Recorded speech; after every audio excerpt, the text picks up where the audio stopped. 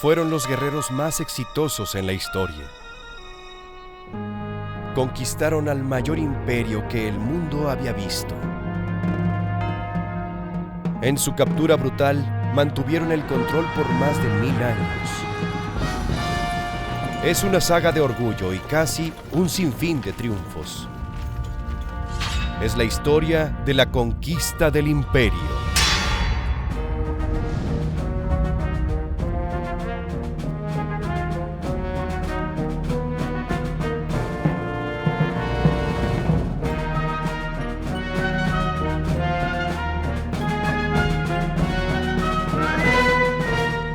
Roma, poder y gloria.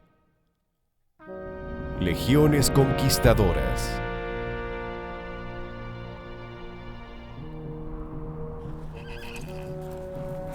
Una de las mayores rivalidades en la historia está por convertirse en batalla. Dos hombres se miran fijamente. Dos imperios penden de un hilo. 20.000 hombres morirán por la espada.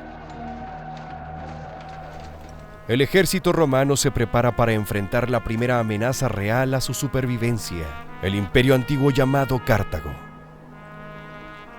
Sus líderes son los mejores soldados estrategas que jamás hayan existido. El africano feroz, Aníbal. El romano audaz, Escipión. Como sea que acabe su enfrentamiento, cambiará al mundo por siempre.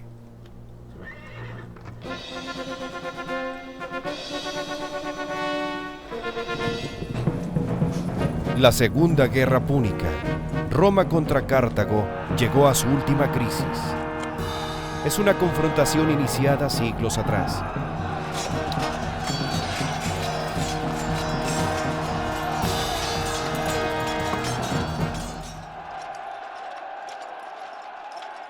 La Legión fue una máquina de guerra formidable desde sus primeros días. Como un ejército menor de una ciudad pequeña, se convirtió en una fuerza capaz de conquistar el mundo, de las mejores historias de éxito que existen. En sus primeros años, Roma era una república democrática con su milicia y ejército de ciudadanos. Por siglos fue el deber de todo terrateniente romano servir en nombre de la ciudad eterna. La milicia ciudadana fue un verdadero ejército estatal. Era un ejército racionalizado entre riqueza y edad. Lo que sabemos gracias al estudio de la historia fue el primer ejército creado en el Estado como parte del Estado. Aunque estos ciudadanos no fueran soldados, eran la fuerza mejor entrenada que jamás había visto el mundo. Pareciera que nacieron con armas en las manos. Nunca interrumpen su entrenamiento. Sus maniobras son como luchas sin sangre y las batallas son maniobras sangrientas. La victoria es segura.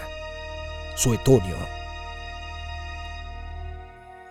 En los primeros siglos, los romanos decían que su táctica de guerra era defensiva, que solo se protegían contra sus enemigos reales o percibidos.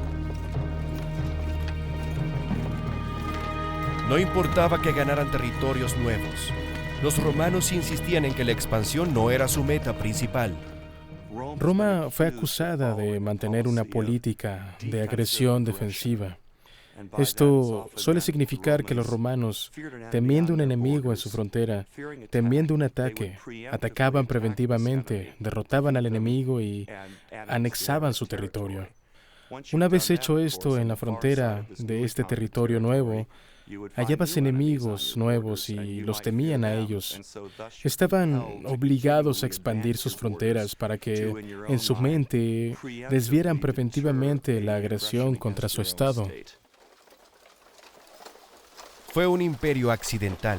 Sin embargo, los romanos casi siempre estaban en guerra. Batalla tras batalla, los romanos salían victoriosos y la influencia de Roma crecía rápidamente. En el siglo V a.C., Roma era un punto en el mapa. En los 2 siglos posteriores, Roma conquistó casi todo el centro de Italia. Además de pelear y entrenar constantemente, había otras claves para el éxito del ejército. La genialidad de la máquina de guerra romana rara vez era la creación de armas nuevas y tácticas, sino tal como en el arte y la tecnología, los romanos robaron las innovaciones militares. Fue brillante.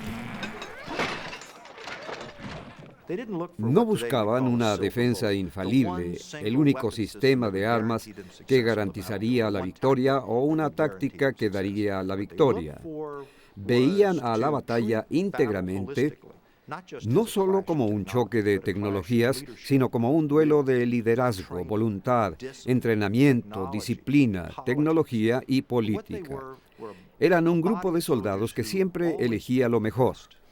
No les avergonzaba elegir al mejor de sus enemigos. Los romanos tomaron la mayoría de sus armas y armaduras de los griegos, como los escudos redondos y las lanzas de ataque. De los galos, una jabalina larga llamada pilum, que podía ser lanzada a unos 30 metros, junto con escudos más largos y rectangulares y cotas de malla. De los etruscos, Roma copió la organización básica de su ejército. Las legiones de aproximadamente 5.000 hombres cada una. Los romanos sabían cómo encontrar una ventaja donde fuera. El ejército romano, con pocas excepciones, siempre estaba bien alimentado y sano. En una era de ejércitos poderosos donde la fuerza física determina tu dominio sobre un enemigo, estar sano, descansado y bien alimentado sería actualmente como una lucha de armas contra un enemigo. Era muy importante.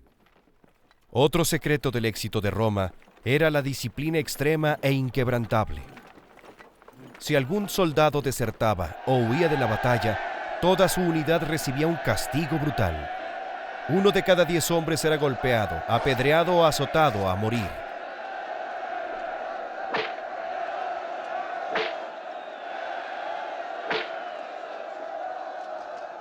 Todo soldado romano sabía que la retirada no era una opción.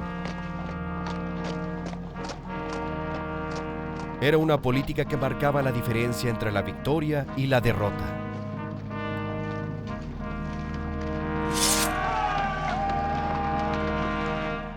En los combates cuerpo a cuerpo de la antigüedad, la retirada casi siempre era un error. A 2 hombres armados con espadas y escudos les resulta muy difícil salir lesionado o morir, hasta que uno se da la vuelta y corre. Es más fácil apuñalar una espalda desprotegida.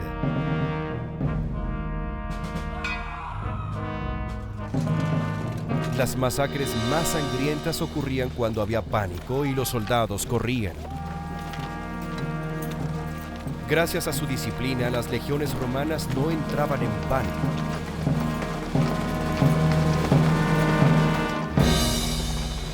Para el 260 a.C., Roma controlaba más de 135.000 kilómetros cuadrados. Toda la península itálica al sur del río Po, y no se detendría ahí. El alcance de Roma estaba codeando con otro imperio más viejo, el Imperio Cartaginés. Este imperio controlaba el norte de África, España, Sicilia y Cerdeña. Colonizada por comerciantes de lo que ahora es Líbano, Cartago fue fundada en 814 a.C., antes de que Roma fuera un pueblo. Llamada la joya del Mediterráneo, Cartago no tenía rival sobre la tierra, mucho menos una Roma tan joven. Se sabe poco de los cartaginenses, ya que casi no dejaron registros escritos. Lo que se sabe proviene de hallazgos arqueológicos e historias contadas por los griegos y romanos.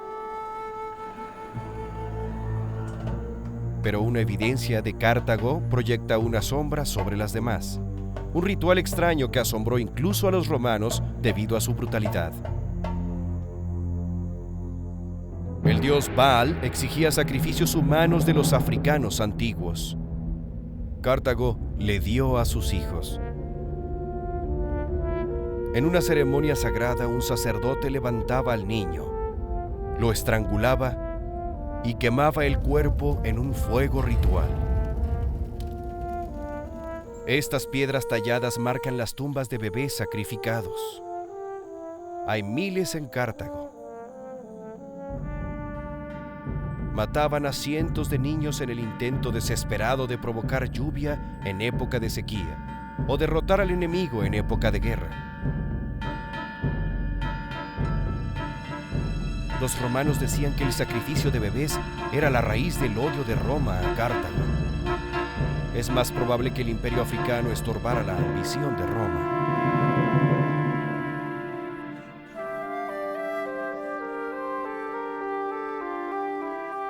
Roma continuaba diciendo que sus guerras eran defensivas, pero es dudoso que los romanos lo creyeran cuando volcaron sus ojos ávidos hacia África. 265 a.C. La primera guerra púnica contra Cartago parecía terriblemente desigual. Cartago era una gran fuerza marina. Los romanos nunca habían luchado en el mar.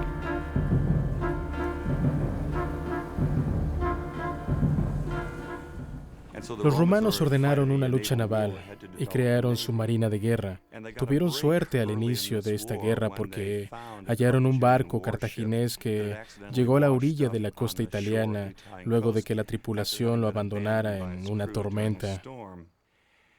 Estudiaron la nave, la desarmaron, vieron cómo se construyó y luego crearon cientos de réplicas de la nave.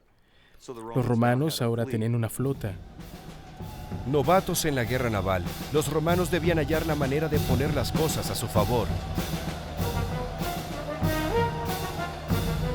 Pronto encontraron la respuesta. En vez de bombardear a distancia, los soldados romanos abordaron la nave enemiga usando una tabla especial llamada Corvus. En combate cuerpo a cuerpo, las legiones eran igual de letales que en tierra.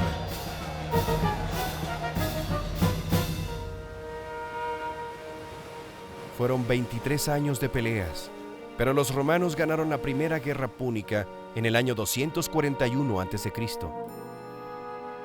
Roma se apoderó de las islas Sicilia y Cerdeña y forzó al rey de Cartago a firmar un tratado brutal: dar toda la tesorería del imperio a Roma. Se dice que un niño fue testigo de la humillación de su pueblo. El hijo de un general cartaginés vio el futuro y juró vengarse. El niño se llamaba Aníbal.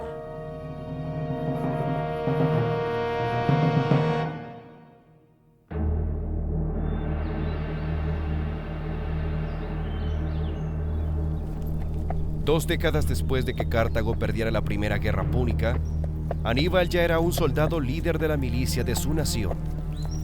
Tenía 25 años y ya era un gran guerrero. Con la reciente conquista de España, le recordaba a sus tropas su promesa de castigar a Roma. Año tras año han luchado conmigo y han ganado. Armen de valor a su corazón y marchen solo para detenerse en las puertas de Roma. Pero atacar a Roma no sería fácil. Sin el control del Mediterráneo, Aníbal tendría que viajar por tierra, cruzar los Alpes con 40.000 hombres y 37 elefantes. Otoño, 218 a.C. Hombre y bestia caminan con dificultad sobre el terreno frío por meses. Su caravana se extiende más de 24 kilómetros. Las tropas de Aníbal son soldados profesionales bien equipados y bien entrenados. Sin embargo, el largo viaje costó muchas vidas. Cuando al fin cruzaron las montañas, había muerto un tercio del ejército de Aníbal. La mayoría de los caballos y todos los elefantes, menos uno, habían muerto. Sin embargo, los supervivientes avanzaban. Incluso antes de la primera batalla, los romanos ven a Aníbal como una gran amenaza. Nunca se han enfrentado a un enemigo tan feroz.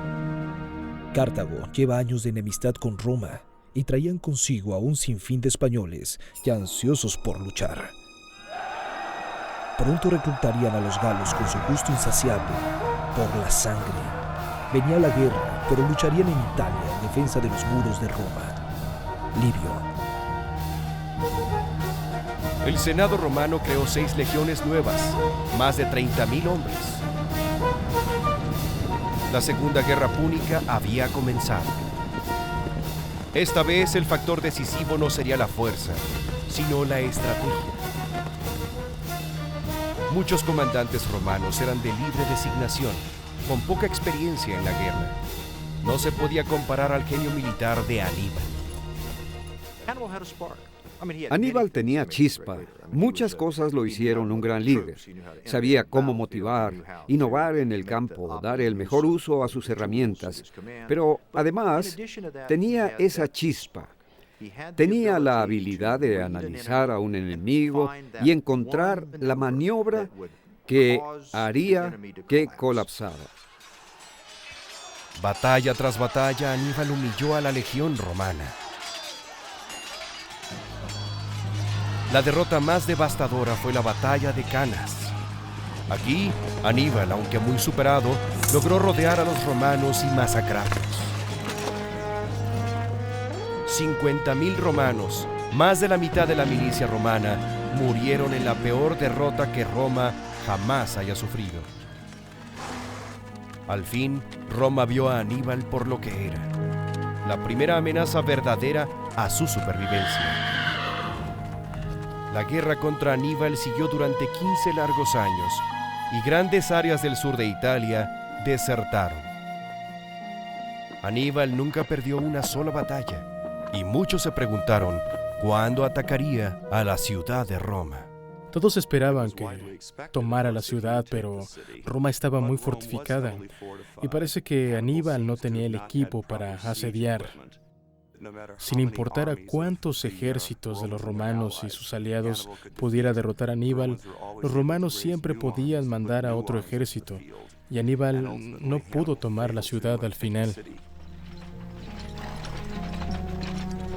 Sin embargo, la marea no estaba contra Aníbal, hasta que el Senado llamó a un líder militar a la altura del cartaginés legendario. Publio Cornelio Escipión tenía la astucia y carisma para hacerle frente al azote de Roma. Hijo de general y superviviente de Canas, el joven Escipión estudió las tácticas de Aníbal. En el 204 a.C., en vez de enfrentar a Aníbal en Italia, Escipión pensó en un gran plan muy riesgoso. Navegó a África e invadió el imperio de Cartago. Cartago se vio forzado a responder llamando a Aníbal luego de 17 años en Italia. Era el momento de la verdad. Escipión y Aníbal lucharían una batalla que decidiría la Segunda Guerra Púnica, la batalla de Zama. Ambos ejércitos se encontraron en lo que ahora es Túnez Central. Afuera de la antigua ciudad de Zama, Escipión enfrentó a su rival, Aníbal. Se cree que se encontraron cara a cara, justo antes de la batalla, en un intento por hacer las paces. Escipión rechazó los términos de Aníbal diciendo: «Prepárate para la guerra, porque no toleras la paz».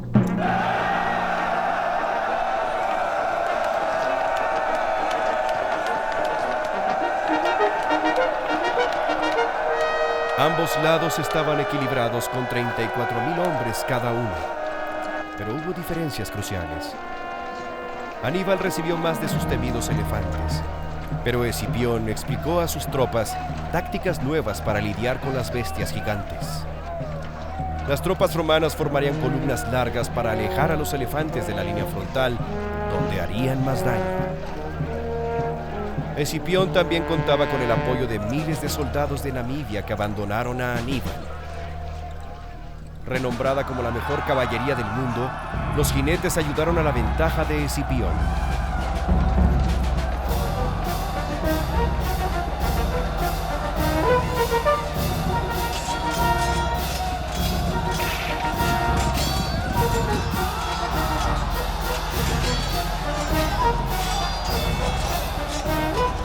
legión finalmente derrotó a Aníbal en Zama.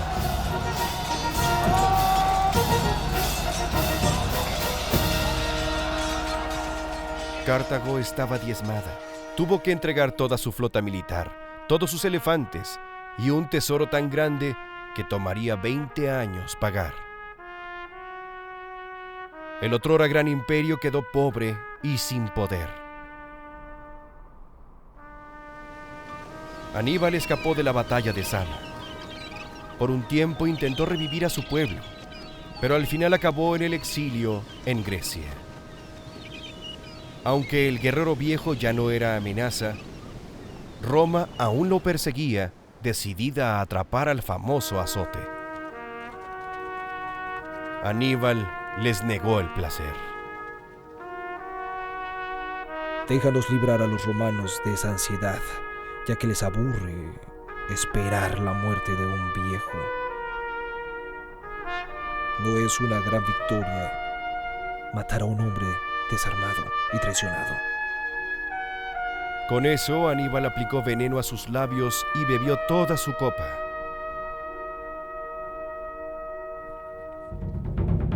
El suicidio de Aníbal no fue una victoria suficiente. Luego de tantos años de guerra, Roma aún veía a Cartago como un enemigo. No soportaría su supervivencia de ninguna forma.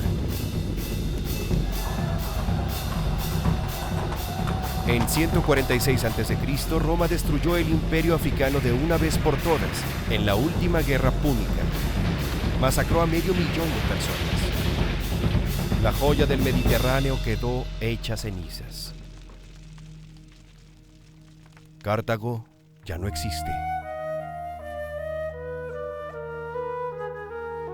Ahora Roma controlaba a todo el Mediterráneo junto con partes de España, sur de Galia y la península itálica. Al mismo tiempo, el poder de Roma se extendía al este. El ejército romano dominaba 135.000 kilómetros cuadrados.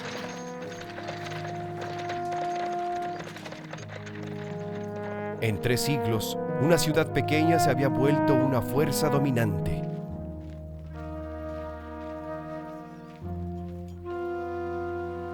Tan solo en los últimos 50 años triplicó su dominio. Su ejército era la fuerza militar más grande que había visto el mundo. Ningún poder podía amenazarla, y toda nación al alcance tenía razón para temer. Pero el éxito no es tan maravilloso como dicen. Más de un siglo antes de iniciar las guerras contra Cartago, Roma quedó drenada tanto emocional como financieramente.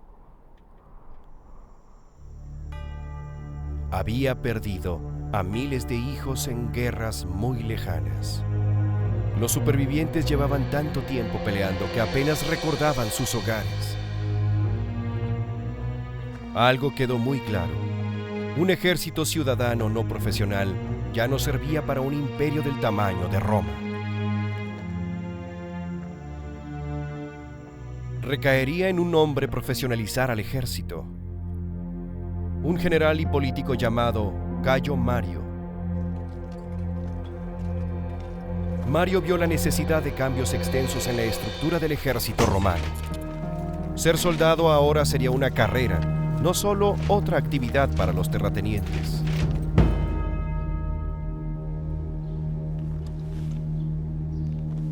Mario reclutó hasta los romanos más pobres y les dio equipo estándar. Los hizo los soldados mejor equipados del mundo. Incluyendo sus armas, un soldado cargaba 36 kilos en la espalda, lo cual les ganó el apodo de las mulas de Mario. Los primeros soldados profesionales de Roma tenían mejor salud y disciplina que los anteriores. Pero el mayor de los cambios fue que esta clase nueva de soldados tenía una relación especial con su comandante. Cuando se volvían veteranos, Mario se encargaba de que recibieran tierras en territorios conquistados. Al final, esto fue más que un beneficio para los soldados pobres sin hogar a donde volver. De hecho, fue revolucionario. De repente, la primera lealtad de un soldado era para el general que lo reclutó y cuidó de viejo, y no para el Estado. Por primera vez, el soldado iba con su general no solo por lealtad, también por su pago y beneficios de retiro. Con el tiempo, el ejército empezó a dominar al Estado en vez del Estado al ejército. Ese es el legado terrible de Mario. Generales ahora controlaban a sus ejércitos privados y pronto los usarían según su conveniencia, incluso contra Roma.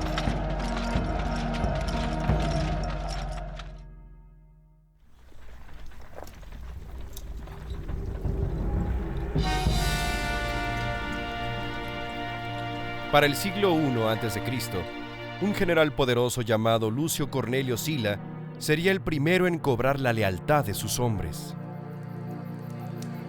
Sila era famoso por ganarse el afecto de los soldados. Sila, más que nadie, ponía el ejemplo. Para corromper y ganar a los soldados de otros generales, hacía pasar a sus hombres un buen rato y gastaba profundamente en ellos. A la vez, fomentaba los males de la traición y libertinaje. Plutarco. En 89 a.C., cuando el Senado ordenó a Sila que entregara el control de su ejército en el sur de Italia, él se negó. Sus tropas permanecieron devotas a él. Armado con 6 legiones renegadas, más de 30,000 hombres, Sila hizo algo asombroso. Marchó hacia Roma.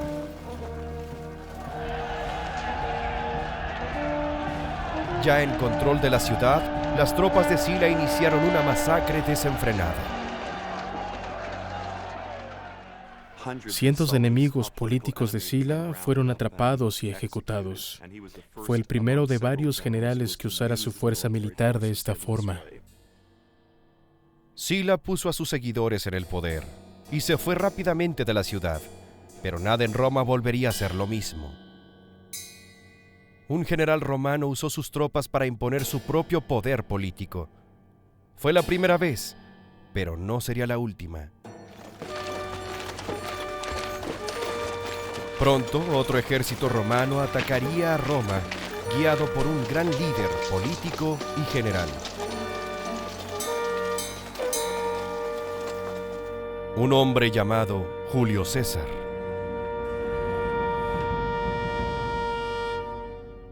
Era un hombre fuerte, de tez blanca y suave, que sufría dolores de cabeza y epilepsia.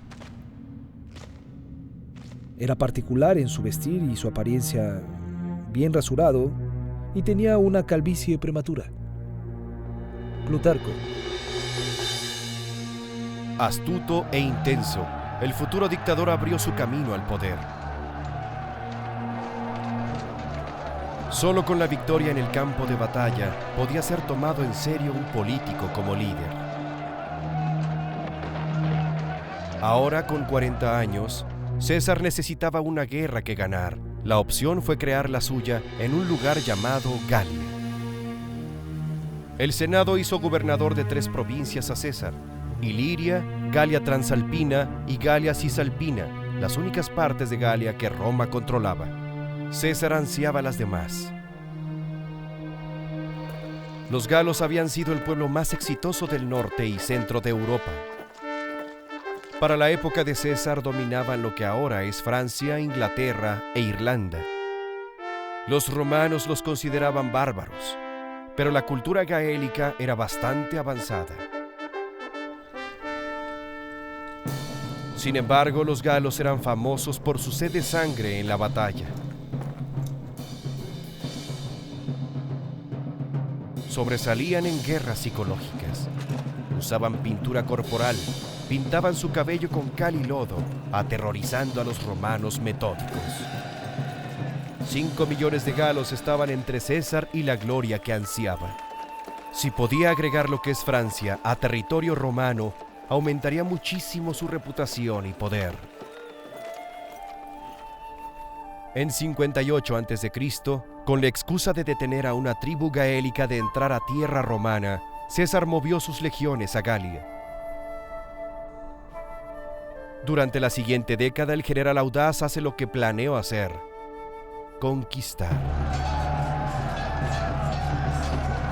Tribu tras tribu, batalla tras batalla, César derrotó a los galos una y otra vez. Dicho por el propio César, fue una masacre. La campaña en Galia de Julio César es muy conocida y seguido la gente la ve como la epítome del imperialismo romano. Lo que la gente olvida es que César se enorgullecía de haber matado a 1 millón de galos. Eso es genocidio. Aunque es considerado de los mejores generales, César no era un genio en táctica, pero tenía una gran fortaleza y era un genio en inspirar a otros. César se ganó la devoción de sus soldados marchando junto a ellos, comiendo lo mismo y durmiendo en el suelo como ellos. Forjó una máquina militar durante estas campañas que no se había visto en la historia de Roma. Creó un ejército con soldados que eran leales a él, sobre todo la infantería que había luchado a su lado.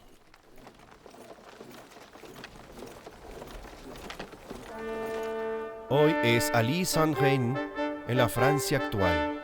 En 52 a.C. era llamada Alesia, el lugar decisivo para la campaña de César.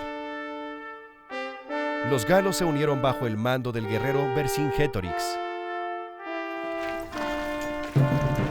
Para Julio César es el momento de la verdad.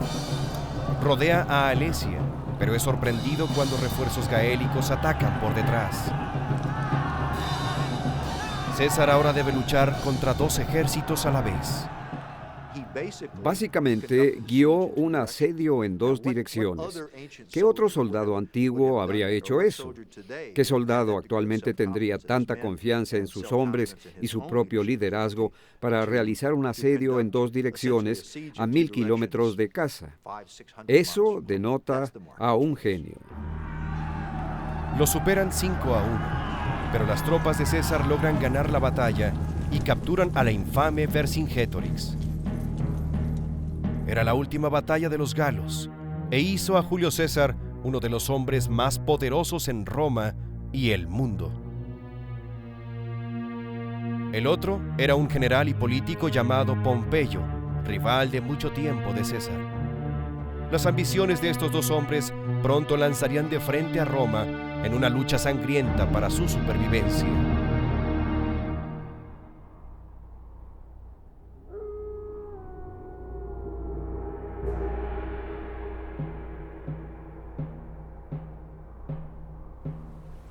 Nunca fue un torrente o un río salvaje, pero estaba destinado a un lugar en la historia.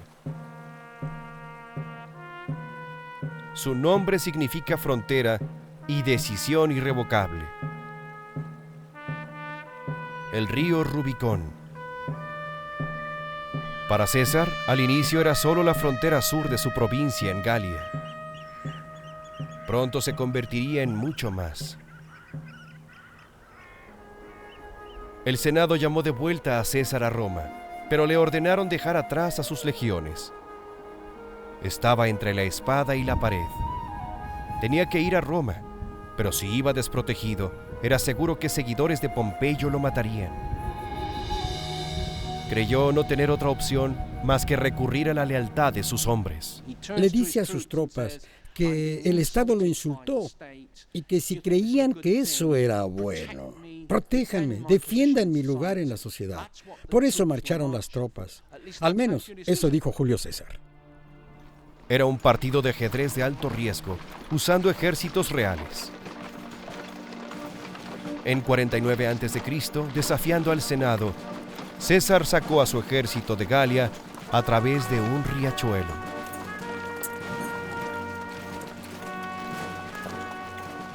Aún podemos volver, pero una vez que crucemos ese puente, tendremos que luchar. La suerte está echada. Julio César. En cuanto su ejército cruzó el Rubicón, su intención fue obvia para todos. César marchaba contra Roma a una guerra civil.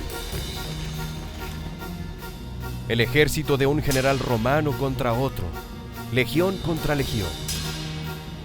César derrotó a Pompeyo, pero la lucha sangrienta siguió Aún después de que César fue apuñalado en el Senado en 44 a.C., la guerra civil y la anarquía dañaban a Roma. Durante 2 décadas, miles de romanos morían por espadas romanas, mientras entraba un general tras otro a la refriega. Agripa, Lépido, Dolabella, Bruto, Casio, Marco Antonio y Cleopatra contra Octaviano, hasta que un hombre salió victorioso. Se hacía llamar Augusto, primer emperador de Roma. La república había muerto. Roma era oficialmente un imperio gobernada por un dictador. El ejército al fin tenía un solo comandante y Roma estaba en paz. El ejército imperial bajo Augusto, el primer emperador, hizo un voto de lealtad, no al Senado, no al pueblo romano, sino personalmente al emperador. Un voto personal de lealtad. El emperador daba la paga, la tierra que podían recibir después de su servicio.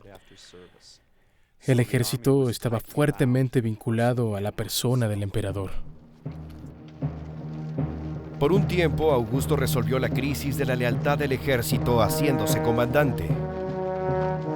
El primer emperador de Roma entendía que controlando al ejército se controlaría a Roma. El crecimiento del imperio había disminuido, pero defender las tropas amplias era una tarea gigante y muy cara. Augusto presintió que el imperio romano se había extendido demasiado y muy rápidamente. El ejército estaba al límite tratando de defender ese enorme territorio, así que hizo una pausa. Quizás por primera vez, Roma empieza a ver que su expansión tiene límites. En su testamento, Augusto advierte a futuros gobernantes del peligro de un imperio demasiado grande. El territorio romano sigue aumentando en el siglo I a.C., pero a menor velocidad. Augusto agregó a Egipto y se extendió al Danubio. El emperador Claudio agregó a Bretaña en 43 a.C., pero perdió territorio por levantamientos. Las rebeliones en las provincias eran más frecuentes. Más y más voces se elevaban de culturas que odiaban la tiranía de Roma como nunca antes. Los romanos son mortíferos, saqueadores del mundo, agotaron la tierra con saqueos indiscriminados. Un enemigo rico incita su amor por el dinero y uno pobre su amor por el poder. Robo, matanzas y violación que llaman gobierno. Crean un destierro y lo llaman paz. Calígula. En 66 a.C., un pequeño levantamiento en la lejana Judea acosaría al imperio romano. Una pequeña secta religiosa llamada judíos se levantó contra la tiranía romana, resistiendo con pasión la religión pagana de Roma. Rebeldes judíos tomaron control de Jerusalén, luego Judea y Galilea. Tomó 2 años recuperar todo, menos Jerusalén, y 2 años más para que las legiones la recuperaran. Tropas romanas quemaron el templo sagrado de Jerusalén, arrasando la ciudad y robando tesoros sagrados. Masacraron a todo aquel que se imponía y quemaron las casas con quienes estaban adentro. Los soldados mataron a tantos que llenaron de muertos las calles y tiñeron con sangre a la ciudad. Era tanto el flujo de sangre que en ocasiones apagaba las llamas. Josefo.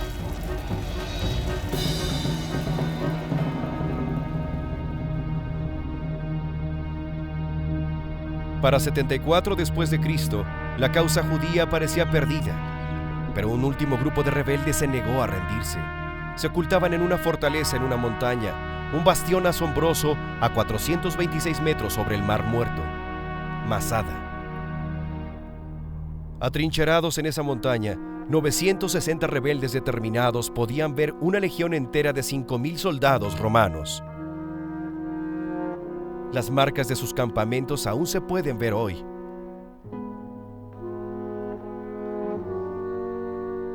Las fuerzas romanas eran expertas en asedios. Dependían de catapultas, lanzarrocas y fuego. Pero la fortaleza de Masada era demasiado empinada para que armas de asedio causaran daño desde el suelo. Usando a miles de esclavos judíos y a sus propios soldados, empezaron a construir una rampa enorme de roca y lodo para llegar a la cima. Aunque la construcción tomaría casi un año, las legiones sabían que el tiempo los favorecía. Fue una campaña lenta, meticulosa, dramática, bien maquinada, que buscaba demostrar a todos que no podían vencer al ejército romano.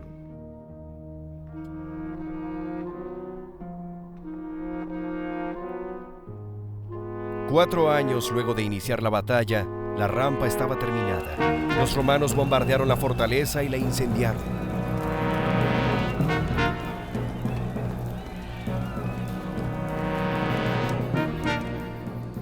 Los romanos volvieron a su campamento con la intención de atacar a su enemigo al otro día. Durante la noche, estuvieron vigilando por si alguno escapaba en secreto.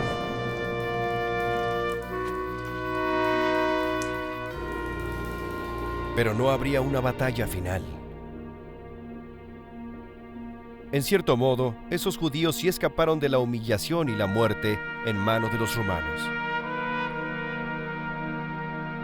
Hace mucho, decidimos no servir a los romanos ni a nadie más que a Dios. Nunca nos sometimos a la esclavitud, ni debemos hacerlo ahora. Que nuestros sabios mueran sin abuso y nuestros hijos sin conocer la esclavitud. Ben Yair. Lo dejaron a la suerte usando a 10 hombres para matar a los demás. Después, ofrecieron sus cuellos a manos de aquellos que realizaron esta triste tarea. El último de todos examinó a los que yacían en el suelo. Con la gran fuerza de su mano, clavó la espada en su cuerpo hasta la empuñadura.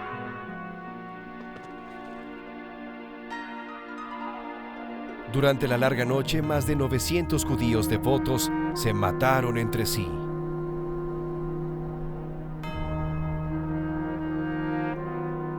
Cuando los romanos vieron a todos los cadáveres, no fue con ojos de enemigos. Admiraban su resolución y la forma en que muchos no temieron a la muerte y se quitaron la vida sin vacilar.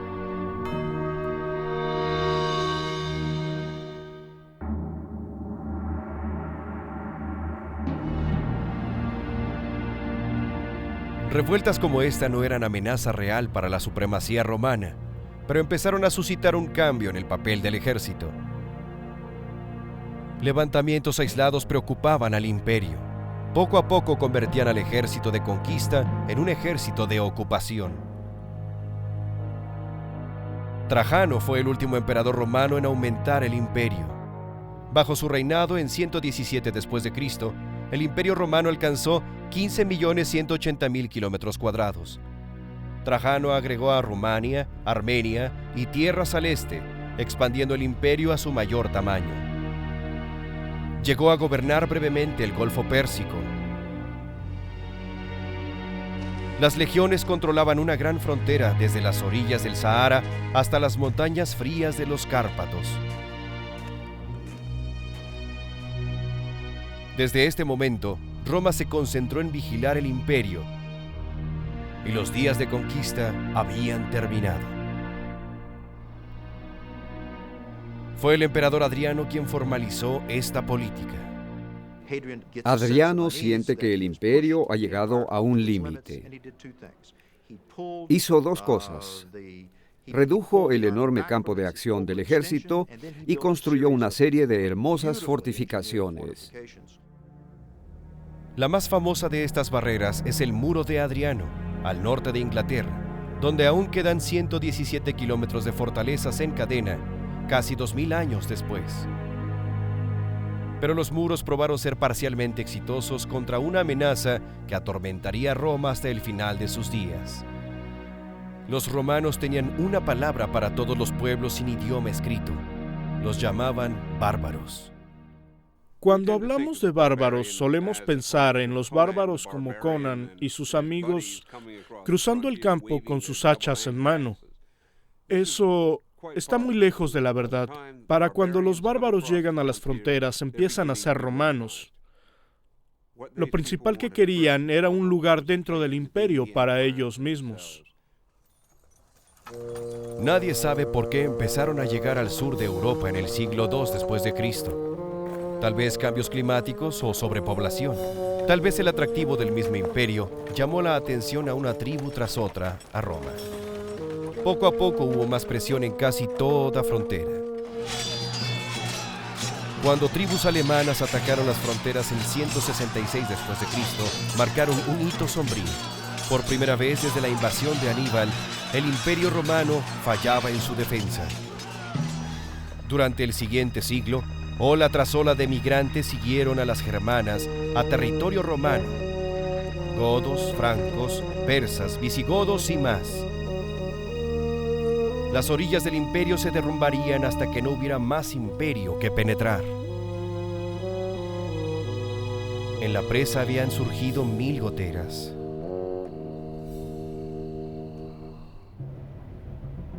Para el siglo III después de Cristo, los bárbaros eran una de las crisis del imperio. Era una época en que era más probable que asesinaran a un emperador a que muriera de vejez. Los gobernantes no solían dejar un sucesor al trono. Una vez más, el efecto de las legiones se volvió crucial para el poder político. Llegó un momento en que la lealtad del ejército se volvió sospechosa, sobre todo en el siglo III después de Cristo, cuando el imperio se enfrentaba a bárbaros en las fronteras, a plagas, a la inflación. Algunos ejércitos proclamaron a sus propios comandantes como emperadores y marchaban contra Roma para tomar el poder. Era una receta para anarquía y desastre. Legiones en disputa proclamaban a 30 emperadores diferentes en tan solo 23 años. Se desataban guerras civiles frecuentemente sobre quién era el verdadero emperador. Durante la mayoría del siglo III, los ejércitos romanos solían pelear entre sí, en vez de vigilar las fronteras y proteger la seguridad del imperio como un todo. El período de emperadores de cuartel de anarquía militar es un período interesante. Creo que muestra un colapso moral del liderazgo militar en el Imperio Romano. Es cuestión de lealtad. Si el ejército se vuelve más importante que el Estado, al final, tanto ejército como Estado van a perecer. Es una gran lección para nosotros en la actualidad. Mientras tanto, la gran reputación de Roma en la batalla se iba perdiendo. Al parecer, las legiones perdieron su ventaja. A mucha gente le gusta criticar al ejército romano en el siglo III porque sufrió una derrota tras otra, pero hay que recordar que el ejército romano no había luchado una batalla extensa durante casi un siglo. El ejército romano patrullaba las fronteras y no luchaba en las guerras. El punto más bajo llegó en 260 después de Cristo. El emperador Valeriano pasó toda su carrera luchando contra persas en el este, con poco éxito. Con sus tropas asoladas por la guerra y las enfermedades, se vio forzado a hacer lo que nadie hizo: negociar. Pero cuando llegó Valeriano a lo que hoy es Irak para hablar de paz, lo tomaron como prisionero. El emperador de Roma es obligado a hincarse ante sus conquistadores para que el rey persa Sapur pudiera pisar su cuello. Fue un golpe devastador al orgullo romano. Sapor llevó al Valeriano derrotado a su capital cuando éste murió. ordenó que lo desollaran, tiñó su piel de carmesí, fue disecada y puesta en exhibición en el templo. Para los romanos fue un símbolo de su mayor humillación militar a manos de una fuerza extranjera. No fue el fin de Roma, aún no, pero sí fue el principio del fin. Las legiones romanas ya no eran la máquina invencible que conquistó al mundo. Las fronteras del imperio ya no eran impenetrables. Ya no se podía decir que Roma dominaba al mundo. Menos de un siglo después de la primera invasión de los bárbaros al imperio, un antiguo romano vio esta época turbulenta como lo que era. Nuestra historia ahora cae de un reino de oro a uno de acero y de óxido.